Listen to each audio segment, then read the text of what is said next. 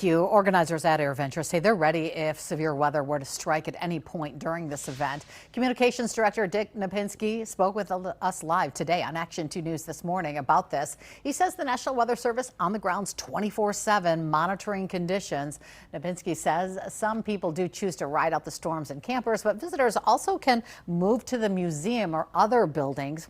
AirVenture also works with the city of Oshkosh and the school district, so they can be ready to move people into school buildings if that were to become necessary. Our live coverage of AirVenture continues now with Samantha Cavalli. She's live on the grounds with the atmosphere for day one. Samantha.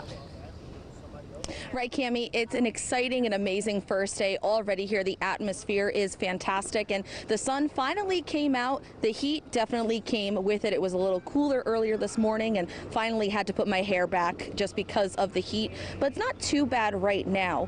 So earlier today we actually, went out and saw a lot of people who were heading into AirVenture, and this was my first time even covering AirVenture since I've been here for the last 3.5 years. So it was super exciting to go out and see them, take a look at some of that footage that I was able to actually shoot on my phone with those thousands of people coming in earlier today, just around like the 9:30, 10 o'clock hour, people getting their bags checked, going through security, taking in the AirVenture atmosphere. And there were even tons, as you can expect, tons of planes in the sky today, from helicopters to fighter jets. It was pretty incredible, as you can just see the tons of people just looking up as soon as you can hear an airplane.